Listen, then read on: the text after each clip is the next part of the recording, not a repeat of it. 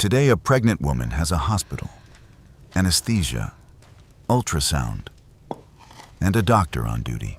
3,000 years ago, a pregnant woman in Israel had a stone stool, a rag in her mouth to bite on, and the hope of not dying before hearing the first cry.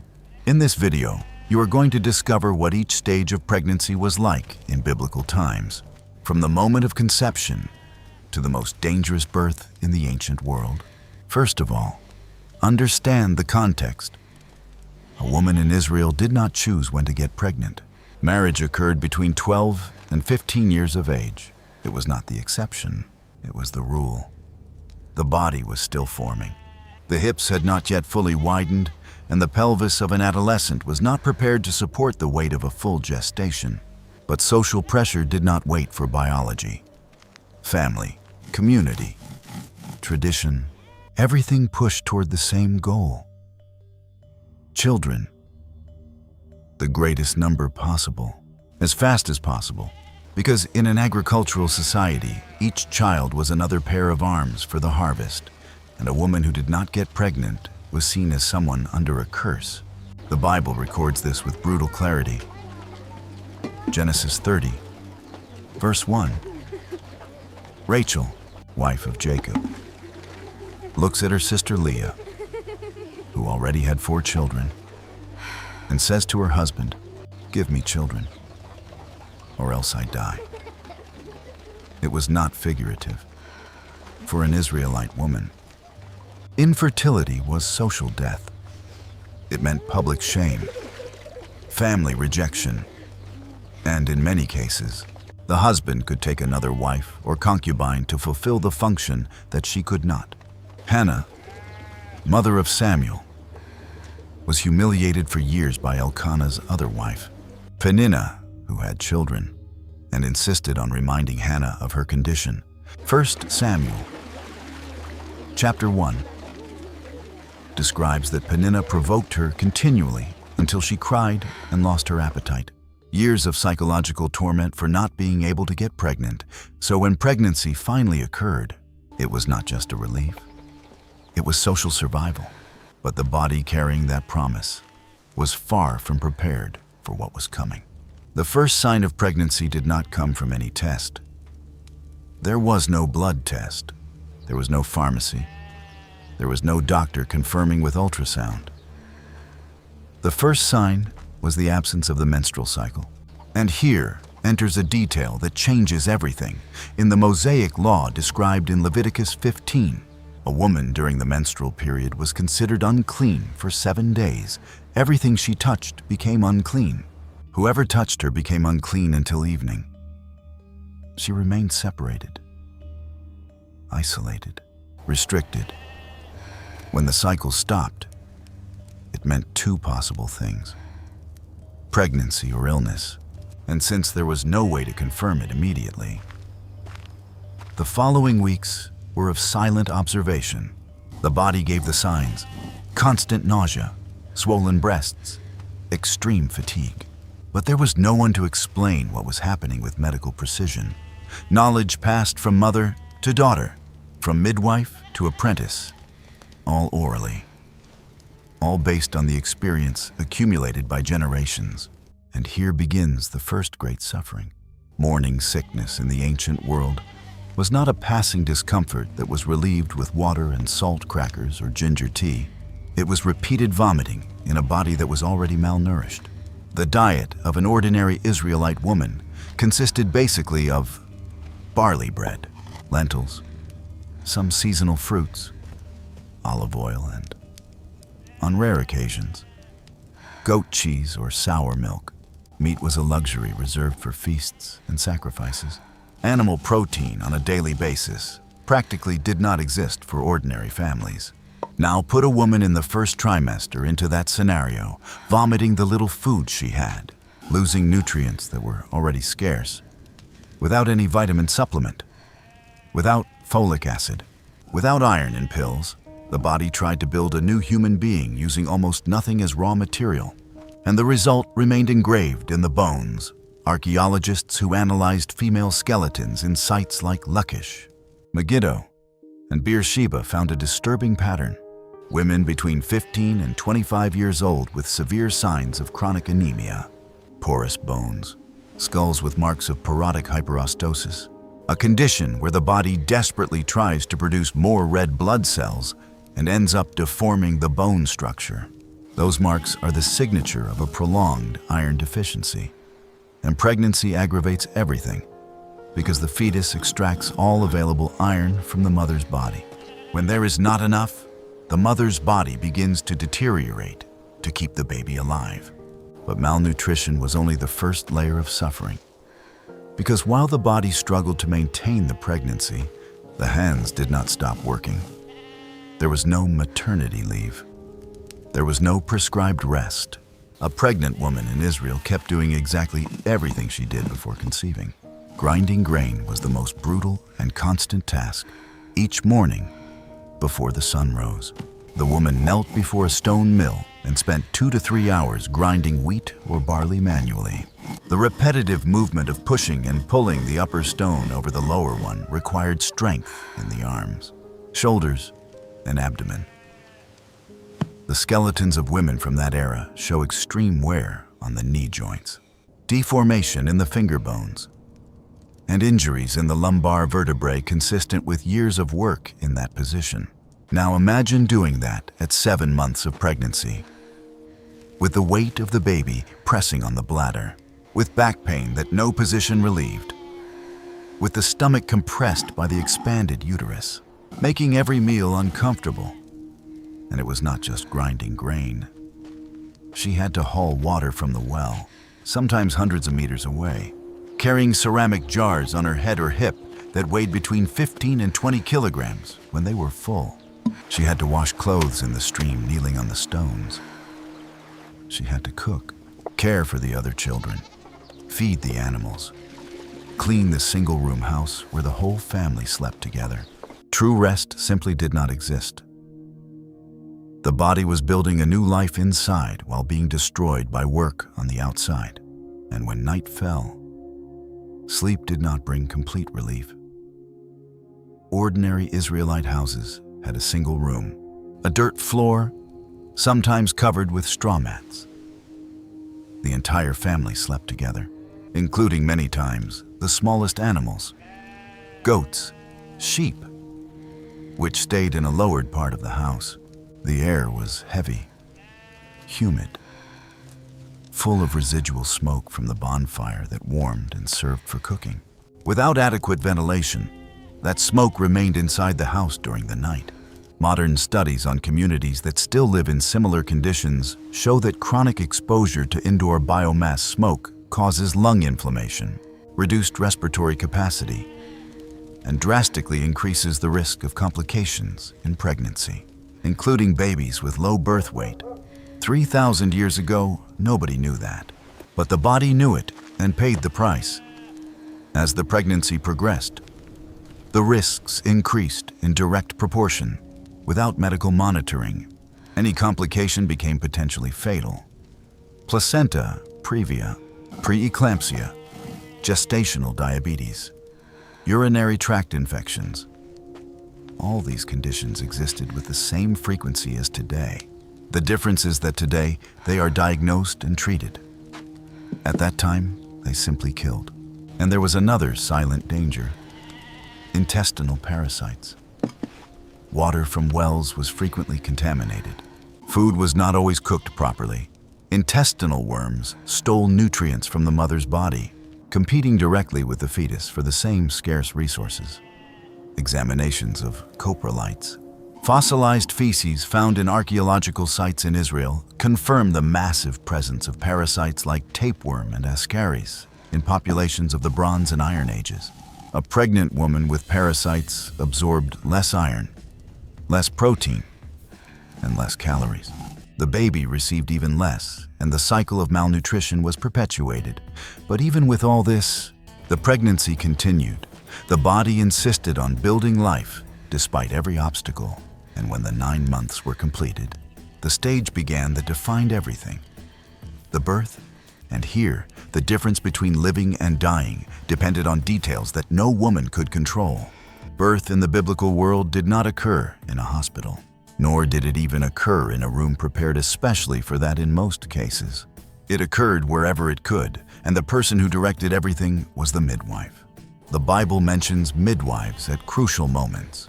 Exodus chapter 1 records 2 Hebrew midwives by their names, Shiphrah and Puah, who disobeyed the Pharaoh's order to kill the Israelite boys at birth. Genesis 35 describes the midwife comforting Rachel during the fatal birth of Benjamin. Genesis 38 mentions the midwife tying a scarlet thread on the hand of Tamar's first twin to come out of the womb. These women had a recognized role in society. They were specialists trained by other midwives with knowledge transmitted orally during years of practical apprenticeship. But what did they do exactly? First, the birthing position. Forget the image of a woman lying on her back in a bed. That is a modern invention.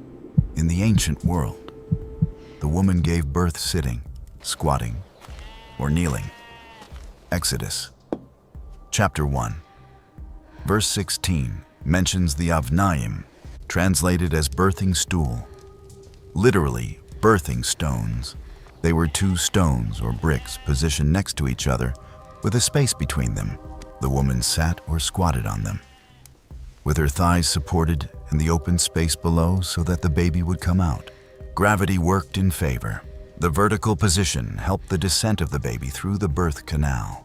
Unlike the lying position, which actually hinders the process, the midwife positioned herself below or in front of the woman, ready to receive the baby. Other women of the family stayed around, holding the pregnant woman by her arms, giving her physical and emotional support. Men did not participate. It was an exclusively female event. The husband waited outside. And here begins the real terror. Without anesthesia, without analgesics, without an epidural, without anything. The pain of childbirth is described by the Bible itself as one of the most intense pains that exist. Isaiah chapter 21 compares the anguish of a prophetic vision with the pains of labor. Jeremiah chapter 4 uses the same comparison. Micah chapter 4 also. Childbirth was the universal reference of maximum suffering, and it lasted hours, sometimes days, without fetal monitoring. Nobody knew if the baby was positioned correctly, if it came feet first, sideways, or with a cord wrapped around the neck. The midwife only discovered it when the situation was already critical, and the options at that point were almost none. Cesarean section did not exist. Trying to turn the baby manually was possible, but extremely dangerous. If the baby got stuck in the birth canal, mother and child could die. Hemorrhage was the #1 killer. When the placenta did not detach completely, or when there was a severe tear, bleeding began and did not stop. Without blood transfusions, without surgical sutures, without medications to contract the uterus, the woman simply bled to death. The midwife could press the abdomen, apply hot cloths, use herbs that tradition said helped. But against a severe hemorrhage, there was no real resource. Minutes decided between life and death. Rachel died exactly like that. Genesis 35, verses 16 to 19. The Bible says she had a difficult labor. The midwife told her during the birth, "Do not fear, for you will have this son also." But as Rachel's soul was departing, she named the baby Benoni, which means son of my sorrow. Jacob changed the name to Benjamin, son of the right hand. But the name the mother chose with her last breath told the truth. That son cost her life, and Rachel was not poor. She was the beloved wife of a wealthy man with access to experienced midwives. If death in childbirth reached women with resources, imagine what happened to the peasant women without any support. When the baby was born alive and the mother survived, the immediate procedure was specific and was recorded. Ezekiel chapter 16, verse 4 describes with clinical details what happened to a newborn. The umbilical cord was cut with a flint blade or sharp bronze knife. Iron instruments were rare and expensive. Afterward, the baby was washed with water, rubbed with salt, and wrapped in swaddling cloths. Salt was not a random ritual. It had a practical function. Salt was a natural antiseptic. Rubbing salt gently on the newborn's skin helped clean the residues of birth and created a barrier against infections in the first moments of life. Then came the swaddling cloths. The baby was wrapped firmly in strips of linen or wool cloth, immobilizing arms and legs. It seems cruel from the modern perspective, but the logic was to keep the body warm and the limbs straight. They believed that without the cloths, the arms and legs could grow crooked. And then began another phase of suffering that was not physical. It was social and religious. The law of purification after childbirth was rigorous. Leviticus chapter 12 describes with exactness the process. If a boy was born, the mother was considered unclean for 7 days. On the 8th day, the boy was circumcised.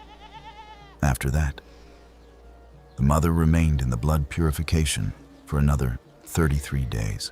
A total of 40 days without being able to touch anything sacred and without entering the sanctuary. But if a girl was born, the period doubled. 14 days of initial uncleanness and 66 days of blood purification. A total of 80 days. Double. The Bible does not explain the reason for the difference. Scholars have debated for centuries, but the practical effect was clear. A woman who had just given birth, exhausted, bleeding, with a newborn to nurse, was considered ritually unclean and separated from normal community life for weeks. She could not participate in feasts. She could not go to the tabernacle or the temple. She could not touch sacred objects. At the end of the purification period, the woman had to bring an offering to the priest, a lamb of 1 year as a burnt offering, and a young pigeon or a turtle dove as a sin offering. If she did not have the resources to buy a lamb, she could offer 2 turtle doves or 2 young pigeons. Lucas chapter 2 records that Mary, mother of Jesus, offered 2 turtle doves after his birth. The detail reveals the financial condition of the family. They did not have money for a lamb, but the lactation that followed birth was another chapter of extreme resistance. Infant formula did not exist. The baby bottle did not exist. There was no alternative. Breast milk was the baby's only source of food, and lactation lasted between 2 and 3 years. 1 Samuel chapter 1 relates that Hannah nursed Samuel until she weaned him, and only after that did she take him to the tabernacle in Shiloh. The second book of Maccabees mentions a mother reminding her son that she nursed him for 3 years. 3 years of continuous lactation. Think about what that means for an already weakened body. Breast milk is produced at the expense of the mother. Calcium, iron, proteins, fats, everything is withdrawn from the maternal organism to feed the baby.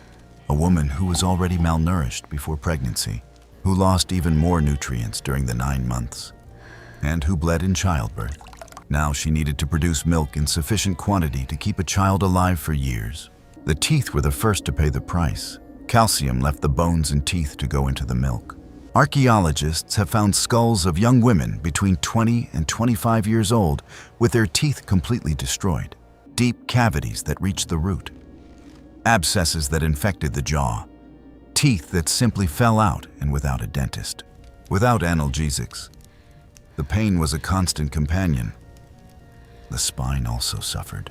Carrying a baby on the hip or on the back for years, while continuing to do all the domestic tasks, deformed the posture permanently. Compressed vertebrae, worn discs, inflamed joints. At 30 years old, many women had the body of someone of 60 by modern standards. And here is the most brutal data of all. That woman destroyed by the first pregnancy was going to get pregnant again and again and again. The estimated average was 6 to 8 gestations over a lifetime. But infant mortality was devastating. Of every 10 children born, between 4 and 5 did not survive until 5 years of age. intestinal diseases, respiratory infections, malnutrition, accidents. The death of children was so common that archaeologists find children's cemeteries in practically all excavated sites in Israel. Funerary jars with bones of babies buried under the floor of the houses. The mother literally stepped every day on the grave of the child she lost. This cycle repeated itself. Pregnancy, birth, lactation of 3 years, mourning for lost children, new pregnancy, without pause, without complete recovery between one gestation and another. The body never returned to its previous state. Each pregnancy took away more than the previous one and gave back less. And there were complications that went beyond the birth itself. Obstetric fistulas, when labor was prolonged too much and the baby stayed stuck in the canal for hours or days. The continuous pressure damaged the tissues between the bladder and the vagina, or between the rectum and the vagina. The result was permanent incontinence. The woman lost control of urine or feces for the rest of her life, without reparative surgery, without treatment, without cure. And the social effect was devastating. The constant odor made coexistence difficult. Many of these women were isolated, rejected, considered permanently unclean. There was no diagnosis for that. There was no medical name. There was only a woman suffering in silence, without understanding why her body no longer worked as before. And the community around frequently interpreted the condition as a divine punishment, adding spiritual guilt on top of the physical pain. But not everything was suffering without purpose. There was a deep spiritual dimension in pregnancy that sustained these women through everything. Motherhood in Israel was not just a biological function. It was direct participation in God's covenant with His people. Genesis, chapter 1, verse 28, brings the commandment, "Be fruitful and multiply." Each child was the fulfillment of that order. Each birth was the proof that God was blessing the family, and there was the messianic promise. Since Genesis chapter 3, verse 15, the first prophecy of the Bible, the expectation existed that a woman would give birth to someone who would crush the serpent's head. Each Israelite mother carried, even if unconsciously, the possibility of being the link in the chain that would bring the Messiah into the world. That hope gave meaning to the suffering. It did not eliminate the pain, but it put it in context within something greater. The midwives understood this. They were not just obstetric technicians. They were guardians of a sacred tradition. Shiphrah and Puah risked their own lives disobeying the Pharaoh because they understood that each Israelite child born was part of God's plan. Exodus, chapter 1, verses 20 and 21, records that God blessed them for that and gave them families. The midwives were so important that God personally rewarded their courage. And there were limited, imperfect, but real remedies. Midwives knew herbs that helped relieve the pains of childbirth. Mandrakes, mentioned in Genesis 30 for having properties linked to fertility, were used medicinally. Cumin, ostahom, mentioned in Isaiah chapter 28, had digestive properties. Olive oil was used to massage the perineum and facilitate the passage of the baby. Diluted vinegar served as a rudimentary antiseptic. Honey was applied to wounds to prevent infections. Something that modern science has confirmed has real antibacterial properties. The knowledge of the midwives was empirical, built by centuries of trial and error. Many techniques they used worked truly, others did not. But they represented the best that that era could offer. And that knowledge was so valuable that it was guarded with zeal and transmitted only to trusted apprentices. And the emotional weight that came along with all this cannot be ignored. The death of a baby during childbirth or in the first days of life was not a rare event. It was almost expected. Excavations at Tel Halif, in the south of Israel, revealed burials of neonates inside ceramic jars placed under the floors of the houses. At Gezer, dozens of infant burials were found with a similar pattern. The parents buried the children they lost, literally under their own feet. There was no separate cemetery for babies. There was no elaborate funeral ritual. Mourning was silent, intimate, and lasted the time it took for the next child to arrive, because the cycle did not stop. The need for arms to work, of children to perpetuate the family name, of heirs to maintain the land, that pressure was constant and implacable. And women who lost children repeatedly carried an additional stigma. The community could interpret that as a sign of hidden sin, of unconfessed disobedience, of an inherited curse. Job. Chapter 1 shows how even the most righteous man could lose everything, even his children, and his friends immediately concluded that there was sin involved. For a woman who lost baby after baby, the judgment was even more severe. The emotional loneliness of that suffering is impossible to measure, but it was there. In each house where a funerary jar was buried. Under the floor there was a mother who kept cooking, grinding, carrying water, stepping on the place where her child slept forever. Now think about all this together. A 14-year-old adolescent, married a few months ago, living in a stone house of a single room, pregnant for the first time, without knowing exactly what to expect, working every day, grinding in the kitchen, at the well, eating poorly, sleeping poorly, breathing smoke, feeling the baby grow inside a body that has not yet finished growing, without anyone to explain each change to her with scientific clarity, only her mother, an aunt, an older neighbor saying that this is how it is, that they all went through the same, that God will take care of her. And after 9 months, when the pains began, that adolescent squatted over 2 stones, supported by the women she loved, biting a piece of leather so as not to scream too loudly, while the midwife waited below with her hands ready, without guarantee that she would survive, without guarantee that the baby would be born alive, with nothing more than faith, instinct, and the strength that the body found, who knows from where. And when the cry finally resonated in that dark and hot room, when the midwife lifted the child and the mother saw that it was alive, that it was complete, that it breathed, that moment was worth every second of suffering. Because in that culture, in that faith, in that covenant with God, a child born alive was the greatest blessing that existed. It was the proof that the future would continue. It was hope with crying lungs. Psalm 127, verses 3-5, says that children are a heritage from the Lord, and the fruit of the womb is his reward, like arrows in the hand of a warrior. So are the children of one's youth. Blessed is the man who fills his quiver with them. Each child was an arrow, and each arrow cost a woman her body. For thousands of years, the cycle repeated itself.